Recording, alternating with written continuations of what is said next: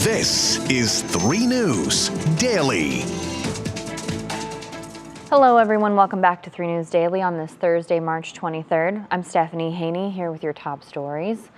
And we start today by letting you know the search for a missing Geauga County woman has come to an end. We're sad to report that the body of 76-year-old Susan Taylor has been found. Hundreds of people volunteered to help with search efforts, and so many questions remain surrounding her death. Our Bree Buckley reports. Everyone's capable of walking in a couple hours. Hundreds showing up to search for 76-year-old Susan Taylor Wednesday morning. Try not to get too far ahead of everybody, guys. Combing her 23-acre property in Thompson Township and onto the neighbor's property where her body was found in the wooded area 5 days after she was reported missing by her son. We can confirm that we did find a body back there and in the woods. Very much looks like Susan Taylor. The sheriff calling the large volunteer turnout a testament to Geauga County, with so many feeling compelled to help. So when someone needs your help, you got to help. That's all there is to it. Oh, it breaks my heart. It's like when I see it, I think of my mom and my dad and my husband. If it was one of my family members, I would want someone searching for them. Authorities say Susan was on her property Friday morning and had texted her son to let him know she would be leaving soon. But they say he found her car, cell phone, and purse at her house with no trace of her. Her son telling 3 News his truck was taken by law enforcement. Now the Geauga County Detectives Bureau is asking residents for video footage that would show the roadway from multiple locations in the township, including all of Stocking Road and Mosley Road, and parts of Sidley, Rock Creek, Thompson, Phillips, Burroughs, and Callahan roads, as they work to solve her mysterious disappearance and death. To have somebody go missing and, try to find them, and, it's just my condolences to the family, and hopefully they can put a little closure in their lives on this as well. Now, while the investigation into Susan's death is ongoing, authorities are asking for your help. If you live in the area and you have any video footage that you think could be helpful, we have how you can share that with police on our website on WKYC.com. Now to health news, because the CDC warns that more deaths and reports of extensive vision loss have been linked to tainted eye drops. Most of the people affected so far have reported using EzraCare artificial tears. Those drops have since been recalled, along with Delsum Pharma's artificial tears and its artificial eye ointment. The CDC says 3 people have actually died from this, and 4 others have gone blind because of a rare bacterial infection. As of now, 68 infections have been reported. Scary stuff. Now, Governor Mike DeWine and a person who lives in East Palestine testified yesterday on Capitol Hill. They talked about rail safety following the toxic train derailment that happened on February 3rd. Our Isabel Lawrence has that story. Everyone who lives in East Palestine is aware of the trains that pass by, but we've never really thought about them. Now, we can't think about anything else. Like many East Palestine residents, Misty Allison's life hasn't been the same since a Norfolk Southern train carrying toxic chemicals derailed in February. In a U.S. Senate committee session, she shared concerns over health, local business, and home values. This preventable accident has put a scarlet letter on our town. People don't want to come here. Ohio Senators Sherrod Brown and J.D. Vance pushing their Railway Safety Act of 2023 and urging changes to make the rail industry safer.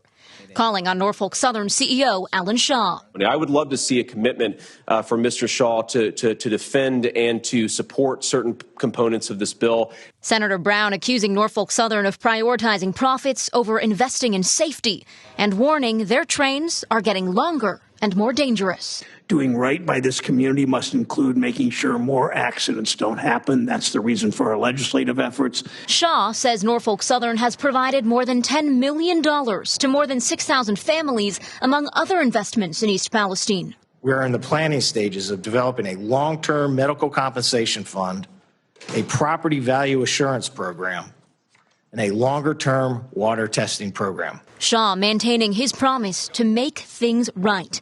But Allison, sharing many in the East Palestine community, feel they're being offered breadcrumbs by Norfolk Southern.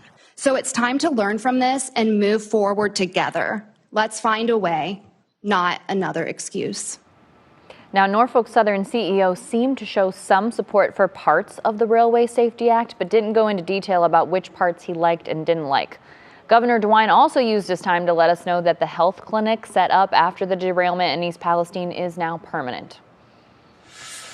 Meanwhile, Hyundai and Kia are recalling more than 570,000 SUVs and vans. They're telling U.S. owners to park your vehicle outside because the low hitch harnesses can catch fire while parked or driven.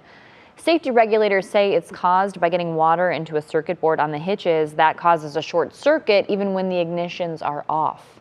The affected Hyundai models include the 2019 to 2023 Santa Fe, the 2021 to 2023 Santa Fe Hybrid, the 2022 and 2023 Santa Fe plug-in hybrid, and the 2022 and 2023 Santa Cruz.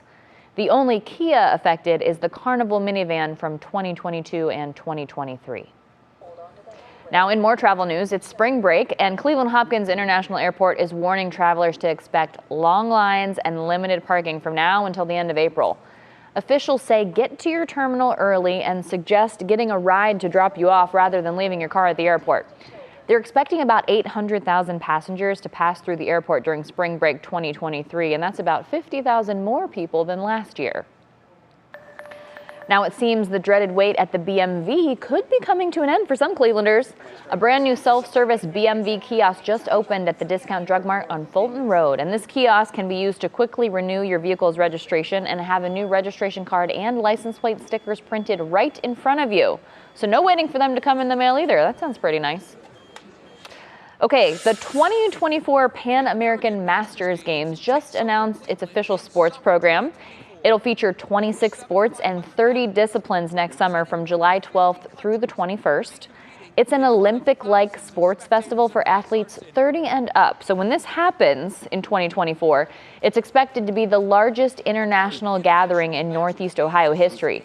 Competitions will include archery, track and field, swimming, karate, and judo, to name a few. For more on the event, you can head over to WKYC.com. Sounds like it's going to be a good time. And another good time is the Cleveland International Film Festival, and a short film created by Tri-C students will be featured at this year's festival. Every year during the school's film workshop, Tri-C students learn from industry professionals about how to bring their stories to life in just 3 days. 3 days.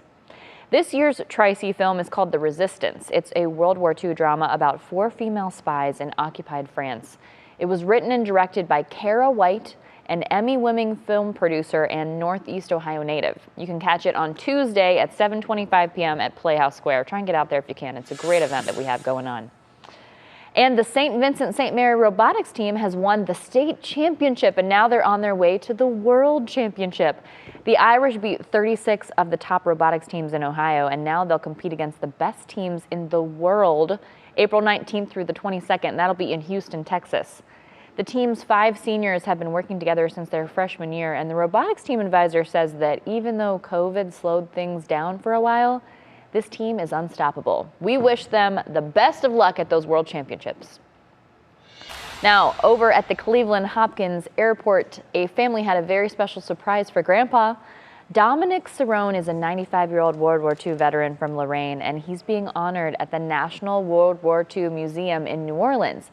Well, his family didn't want him to miss it, so this morning they drove him to the airport and put him on a plane, and he had no idea.